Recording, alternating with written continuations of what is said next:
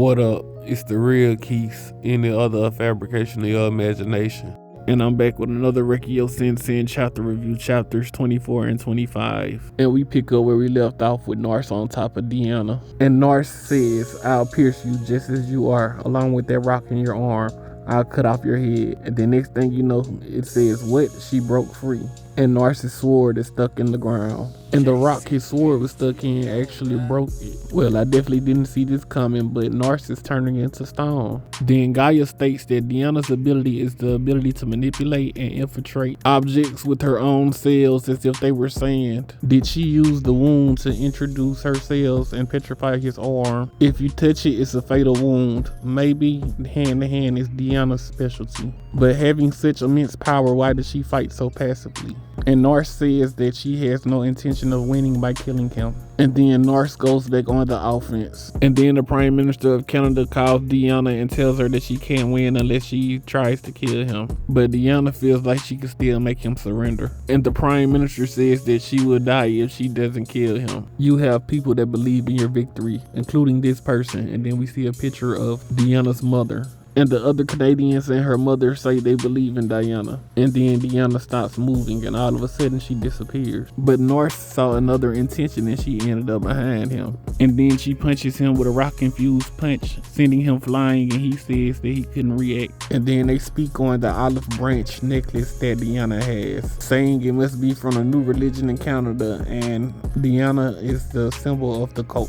Faith works well to unite people in the same direction in the world on the brink of chaos. And we see what Mongolia wanted if they won, and all they wanted was to be left alone and no one to invade them. And it seems like all Canada want is peace too. But their country has to be strong enough to not get invaded. And it seems like Deanna has really turned the tables on Nars. And that's where chapter 24 ends. Chapter 25 picks up where we left off. And Nars hypothesizes how the petrification ability works. And he thinks that if he doesn't get touched, it won't work. But Deanna completely changes the way she attacks, trapping Nars's foot in the ground, and goes in for the kill. And she uses an attack called Puppet's Needle. And Gaia says it's not that she lost control, but it's more like a boost. And we see Gopher backstage laughing because Deanne completely changed how she was acting when her mother showed up. And this is because he believes that Deanne is afraid of her mother. And since she is, he didn't realize they were as human as he believed, and he would like to talk to more of them. Nars keeps trying to fight back, but he is being pummeled. And then we go into Deanna's backstory, which takes place in Canada on Prince Edward's Island. And we see Deanna and her mother, whose name is Emma. And Emma seems very happy, and people seem to think that she is very kind.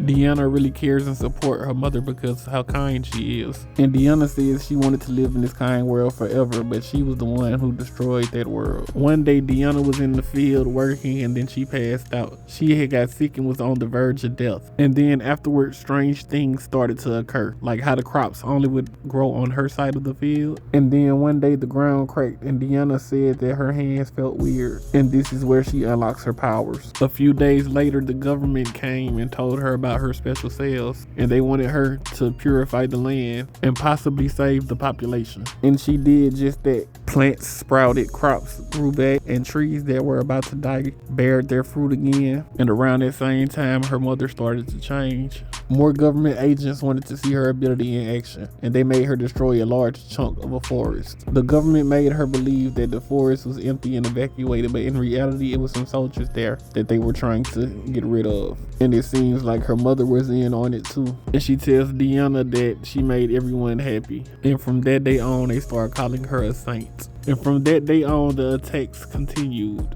And then she goes on to explain the cruelty of war.